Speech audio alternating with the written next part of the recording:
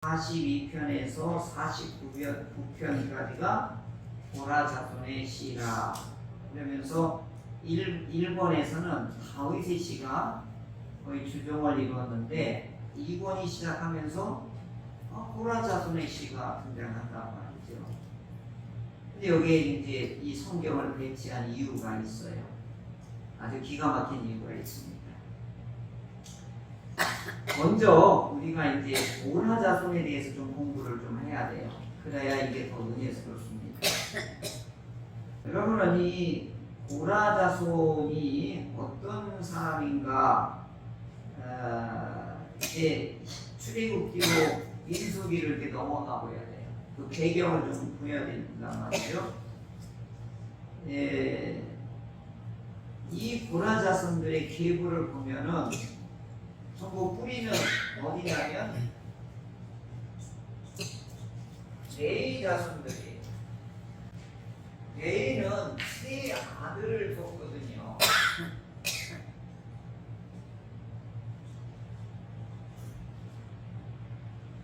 여러분 이제 출애굽기에 보면 이제 이 레위의 자손들 10명이 나오는데 게르손. 근데 둘째 아들은 아주 뜨겁대요. 고하. 그 다음에 세 번째 아들은 그냥 그런가 봐요. 무라리.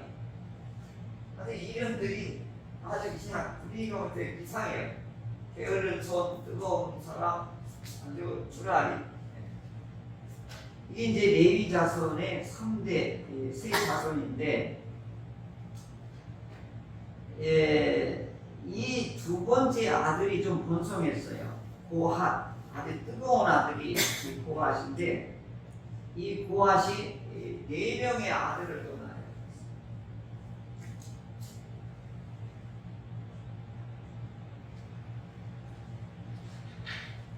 낳아요. 이 고핫이 또 4명의 아들을 낳는데, 첫 번째가 아므람.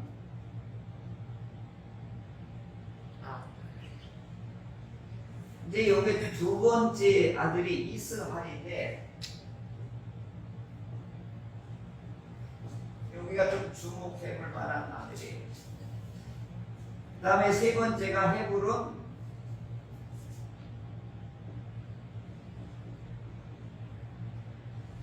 네 번째가 이스할. 여러분 이거 몰라도 되는데요. 이제 고라가 누구냐를 알려고 지금 제가 이거 좀 이렇게 짚어가는 거예요. 근데 이 이스할의 아들이 여기서 누가 나오냐면 이제 고라가 나오는 거예요. 그 다음에 이 고라의 아들이 또 누가 나오냐면 여기서 헤만이 나오는 거예요. 여기 이제 레위의 아들, 손자, 증손자가 고라예요. 고손자가 헤만이고. 이런 계보가 있는데, 요 사람들 이름이 역대상 하에 아주 그냥 계속 나오는 거예요. 어디서 나오냐면 중요한 성전에 직접적으로 가장 가까이에서 섬기는 사람들로 이분들이 나오는 거예요. 그래서 이분들의 이름이 역대기에서는 많이 나와요. 이만큼 이들이 이제 중요한 역할을 했다는 얘기죠.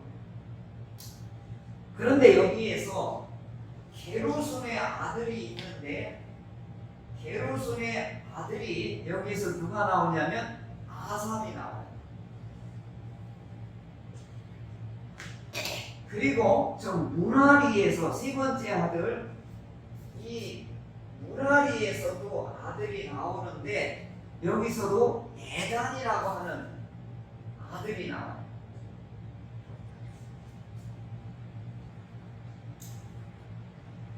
자, 제가 빨간 걸로 써 있는 거예요. 전부 레위의 후손들이에요. 레위의 후손들인데, 레위 사람들은 땅을 분배받지를 못했어요.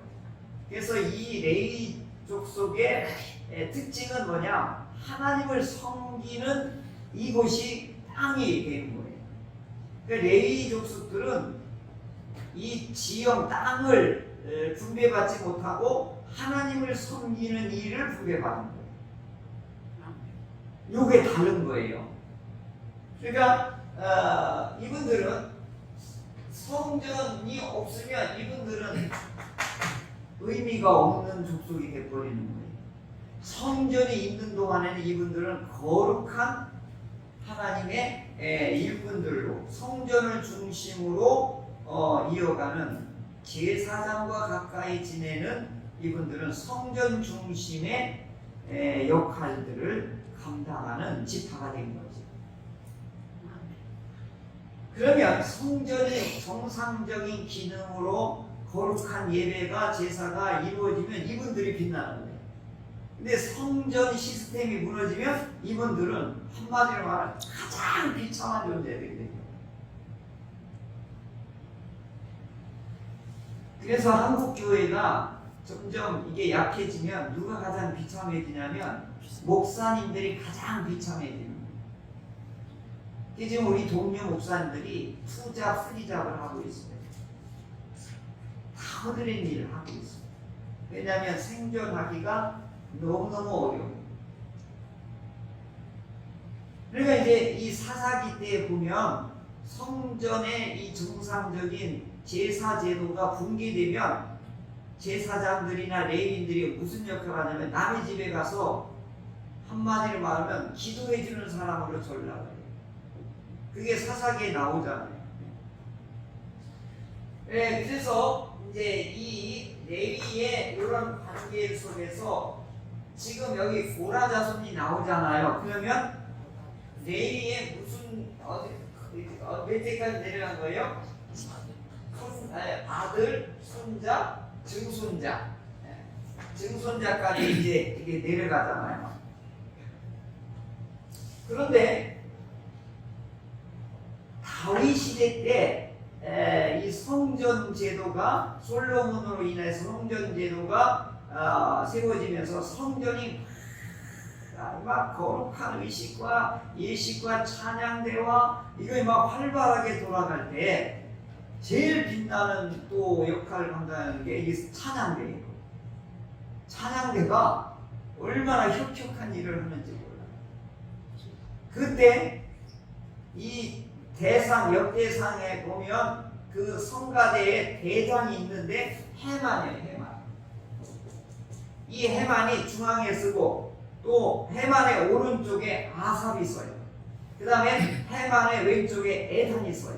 그러니까 이제 이 성가대 이 찬양을 전체 총지휘하고 총괄 기획하고 이 성전에서 하나님께 예배를 드리는 데 있어서 이 모든 찬양에 관계된 일들은 해만이 대장 역할을 하는 거예요. 우리로 말하면 성가 대장인 거예요.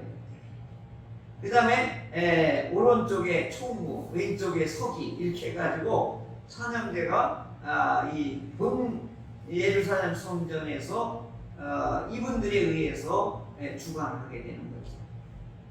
그러면은 이 모든 레위의 지파들 속에서 게르손의 후손들은 아삽이고 무라리의 후손들은 에단이고 그 고핫의 후손들은 지금 고라, 해만 이분들을 통하여 성전에서 주로 이제 이 일들을 하게 되는 것이죠. 그런데 이 고라 자손의 후손들이 주로 무슨 일을 하냐면 이 아실, 엘가나, 아비아삽이도 이제 이 고라 후손이라고 이 출애굽기 족보에는 계보에는 나와요. 근데 이분들이 나중에 저 역대상 뭐 6장 이하에 보면 주로 이 고라 후손들이 하는 일이야 성전을 지키는 거예요. 문지기를 하는 거예요. 우리는 보면 하찮은 걸로 생각하지만 이 문지기의 권한이 막강했다는 거예요. 안 돼! 그러면 이 사람들은 어떻게 해요? 제사를 드리러 못 오는 거예요. 그 다음에 병든 사람, 아픈 사람, 가난한 사람이 안 돼! 그러면 못 들어오는 거예요. 그럼 뭐가 어떻게 되는 거예요? 죄 사함을 받을 수 없잖아요. 죽음이에요, 이거. 그러니까 이 생사 여탈관을 어디서부터 지키는 거예요? 문지기가 다 이거 감당해. 이 사람한테 잘못 보이면 큰일 나는 거예요. 그 막강한 이 일들을 누가 하는 거예요 지금?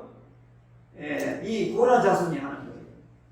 또 성전에서 이제 제사장들이 뭐예요? 먹고 살아야 될 거 아니에요. 그러면 제일 필요한 게 뭐예요? 주방에 셰프가 필요해요. 이 고라 자손의 모든 고라 자손 후손들이 요리사를 하는 거예요. 그러니까 이 성전 안에서 음식을 먹고 할 수 있도록 누가 이것도 아무나 하는 게 아니에요. 누구에게만 맡기는 거예요? 고라 자손에게만. 또 빛나는 또 역할은 뭐예요? 찬송하는 일들을 연주하는 일들을 많이 하죠. 지금도 세계적인 주의자 연주자들은 이스라엘 유대인 출신들이 굉장히 많아요. 그런데 이들이 민수기 16장이나 이렇게 보면은 다단하고 온이 250명이 이 지파에 뛰어난 사람들이 모여서 이 모세와 여호수아를 왕따를 시켜서 뭐 하냐면 쿠데타를 일으켜요. 그때 다단, 온, 이 이놈들이 어떻게 똑똑한 사람을 불러서 모세가 우리 대통령을 가라, 우리를 독재하고 있으니까 우리는 여기 협조할 수 없다 하면서 반기를 들었단 말이죠. 그때 이 고라 자손들이 여기에 참여하지 않은 사람만 살아남는 거예요. 여기에 가담했던 사람들은 함께 몰살당했단 말이죠. 근데 여기에 가담하지 않은 고라 자손들이 이 계보를 이어나가게 했던 거죠. 그러니까 그때 다 죽지를 않은 거예요. 그러니까 이 다단과 온의 반역에 동참하지 않은 고라 자손의 몇 명이 살아남아 이 명맥을 이어나가게 된 거죠. 그때 다 죽었으면 아마 끝났을 거예요. 그런데 이제 오늘 시편에 이 고라 자손들의 시편이 오늘 집중적으로 이제 배치되어 나오는 것입니다. 그러면 이번의 분위기 특징은 뭐냐? 이제 유추해 보는 게 뭐냐면 바벨론 포로에서 이제 귀환을 해서 큰 신이 수르바벨을 중심으로 해서 큰 신이 어떻게 바벨론의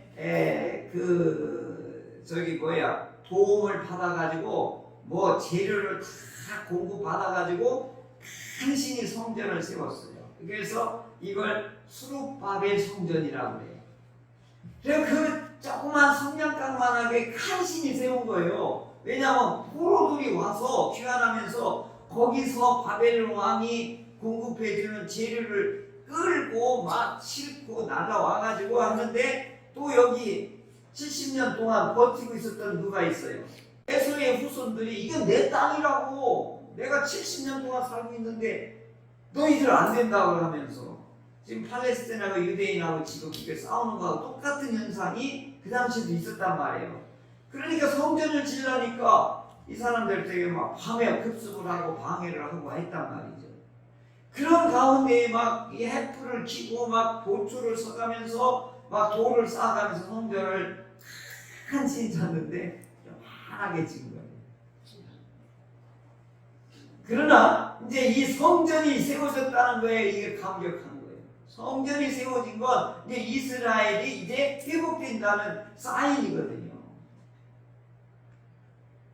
그런데 이제 문제는 이제 두 가지예요. 나라를 찾았어요. 그죠? 나라를 찾아서 회복했는데 왕이 없어요. 왕이 없다. 여전히 바벨론이 속국으로 이스라엘은 누구를 파송했냐면 총독으로만 보내는 거예요. 총독이 왕이다 이거예요. 그 이스라엘 왕은 어떻게 해요? 거기서 죽었어요. 마지막 왕이. 그래갖고 그 후손에 의해서 하는데 총독으로 한 신이 내보내는 거예요. 수르바벨을 이제 그러니까 저 왕으로 하는데 왕이라고 부를 수 없어요. 뭐라고 부르는 거예요? 총독이라는 거예요. 바벨론에 뭐라는 거예요? 하수인이다 이거예요. 나라는 찾았는데 누가 없는 거예요? 왕이 없는 거예요. 두 번째 또 없는 게 있어요. 성전은 세워졌는데 뭐가 없어요? 제사가 없는 거예요. 이 분위기가 이권에 나오는 거예요. 지금. 그러니까 나라는 회복됐는데 왕은 없고 성전을 세워졌는데 정상적인 제사장이 없으니까 어떻게 해요? 이 정상적인 기능이 안 되는 거예요. 그러니까 지금 이 영적인 거나 정신적인 거나 사회적인 거나 이게 지금 굉장히 안정되지 못하는 상태가 이권을 말하는 거예요. 그러면 뭐예요? 나라는 찾았는데 누가 필요한 거예요? 왕이 필요한 거예요. 왕.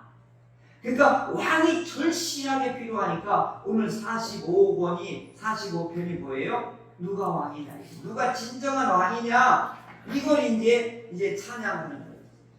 그러면서 이 45편은 시편의 문학적인 장르로 말하면 로얄 살룸이라고 하는 거죠. 이게 뭐냐면 제왕시라고 하는 거예요.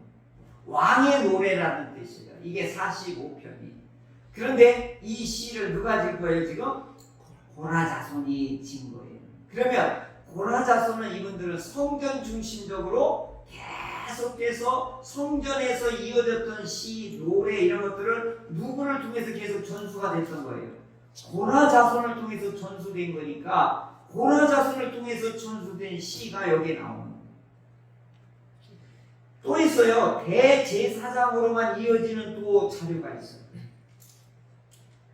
그러니까 바리새인 이 사람들은 대제사장으로 내려오는 이 전통은 몰라요. 그러니까 책을 통해서 공부한 내용은 아는데 제사장으로 내려오는 이 전통, 의전, 이런 예전, 그 다음에 대제사장으로는 비밀스럽게 전수되어지는 것은 일반한테는 그게 공개가 안 되는 거거든요. 창세기에 보면 그게 제사장 가문으로 내려왔던 것들, 그 다음에 엘로힘으로 내려왔던 자료, 이렇게 해가지고 이런 자료들이 모아서 엮어진 게 이제 성경이라는 거예요. 이게 학자들이 밝혀준 내용이거든요. 그러니까 오늘 이 45편은 고라자손을 통해서 전수되어지고 있는 노래 중에 하나가 여기 왔는데 그 중에 제일 중요한 노래가 뭐냐? 누가 왕이냐 이거예요. 그러면서 이게 이제 왕의 놀라운 역할에 대해서 노래하는 건데 이걸 뭘 하냐면 왕의 혼례식, 왕의 결혼식을 노래하면서 왕을 칭송하는 노래, 그 다음에 왕비를 칭송하는 노래로 이제 45편이 드디어 왕의 위엄을, 왕의 권위를 이제 이 고라자손이 어떻게 해요? 이걸 높이는 거예요. 그래서 6절을 보면 하나님이여 라고 하잖아요. 여기서 6절에 보면 이게 하나님이었는데 야훼 하나님을 부르는 게 아니라 왕을 일컬어서 하나님이라고 지금 부르는 거예요. 이건 고대에 있어서 주변 나라들은 다 익숙한 거예요. 왜 우리 일제시대 때에도 어떻게 해요? 일본 황제, 천황에게 신이라고 했잖아요. 우리도. 로마 때도 그러고 바벨론 때도 그러고 전부 왕은 뭐가 되는 거예요? 신이 되는 거예요. 그때 여기서 왕은 하나님이다 라고 하는 거예요. 지금 이렇게 불러주는 거예요. 그 왕이 이렇게 높여주는 건데 왕은 하나님의 역할과 같이 진짜 하나님이라는 뜻은 아니에요. 왜냐하면 그렇게 왕의 위엄을 지금 높여서 이 고라자손은 왕을 지금 칭송하고 있는 거예요. 그래서 왕은 주의 나라의 큐, 이 큐는 뭐냐면 이 통치권을 말하는 거예요. 왜 군대 가면 지휘관에게 이 큐를 주거든요. 이 지휘봉을. 이게 제가 군대 있을 때 장군 수행요원을 했거든요. 장군이 딱 시차를 나가면 요 지휘봉을 이렇게 하고 가요. 그리고 딱 찔러요. 딱! 일병! 그러고 막 이렇게 복명복창을 해야 돼요. 그러면 이제 자네 저기 구두가 지금 바짝바짝 빛나니까 휴가 일주일 보내. 그러면 중간에 예 알겠습니다. 그래서 밑에 있는 애가 이 군대 군화를 반짝반짝 빛나게 해서 해드리며 딱 보더니 너 군화를 잘 정비하는 거 보니까 너 군인으로서 너 참 훌륭한 군인이구나. 모범생으로 휴가 보내. 그 일주일 갔어요. 그때 뭐냐? 이 큐 이게 장군의 이 권위로 이게 뭐냐면 이게 큐라는 거예요. 이게 쥐봉이라고 하기도 한데 현대판에도 그래요.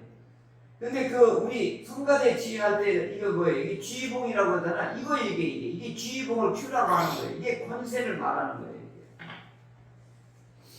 그러니까 왕은 하나님의 권세를 가지고 뭘 행사를 해야 되냐면 진리와 온유와 공의를 실현할 임무가 있습니다.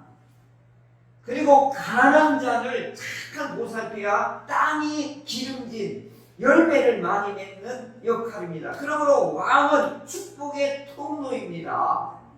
이러면서 왕을 지금 칭송을 하고 있는 거예요. 왕이 잘못되잖아요. 나라가 잘못되는 거예요. 왕이 하나님 앞에 바로 서잖아요. 나라가 부강해져요. 이게 이제 역사서에 보면 쭉 나오는 거예요. 이게. 그러니까 유다의 왕 20명 중에 선왕이 몇 명 안 돼요. 이스라엘, 북쪽 이스라엘은 11명인데 맨날 쿠데타 이렇게 해서 왕조가 매번 바뀌어요. 그 나라가 망해버리잖아요. 그러면 히스기야 왕이든지 그 요시아의 왕이든지 왕이 선왕이 나타나면 나라가 어떻게 해요? 다시 제자리를 찾게 되고 그렇습니다. 그러니까 왕은 하나님의 권위를 가진 하나님과 같은 분이기 때문에 하나님이 원하시는 진리와 온유와 공의를 반드시 실현해야 됩니다. 그래서 이런 신성한 의무를 가졌기 때문에 왕권 신수설이라고 하는 것이 이제 나오게 돼요. 중세에. 프랑스에. 이분들은 너무 독재를 하는데 이걸 오용한 것인데 진정한 것은 뭐냐? 하나님의 뜻을 실현하는데 하나님께서는 왕을 통로로 사용하셨다라고 하는 것입니다. 이게 구약의 신학의 핵심인 것이죠. 그러면서 이제 왕의 신부는 누구냐?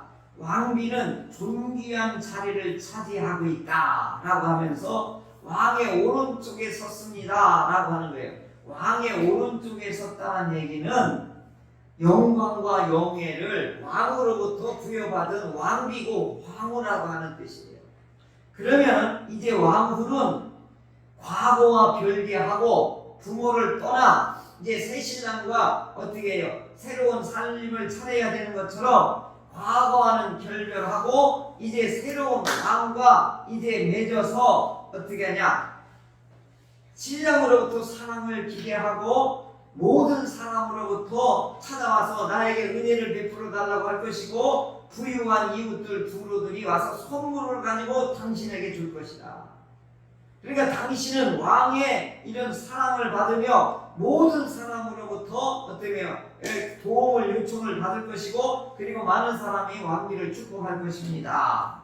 그러므로 신부는 왕으로 인하여 기쁨과 즐거움이 가득한 상태로 왕궁으로 입성하십시오 라고 하면서 왕과 왕비의 결혼식을 이제 뭐 하는 거예요? 이 왕의 대관식, 왕의 결혼식을 통하여 이스라엘과 하나님의 관계를 지금 고라자손이 지금 이제 높이고 있는 거예요. 그러면 이제 나라는 찾았는데 진정한 왕은 누군 거예요? 하나님의 뜻을 실현하는 왕이 진짜 왕이다 이거예요. 그러면 하나님의 이 뜻을 실현하는 왕은 뭐예요? 하나님으로부터 기름 부은 왕이 진짜 왕이다 이거예요. 그러면 하나님으로부터 기름 부음이 뭐예요? 성령 충만하고 진리 충만하고 하나님의 사랑이 충만한 사람이 진짜 왕이다 이거예요. 이 왕이 하나님의 뜻을 실현할 때에 나라가 평화롭게 되고 땅이 수확을 내고 백성은 어떻게 해요? 기쁘고 즐거운 나라가 될 것이다.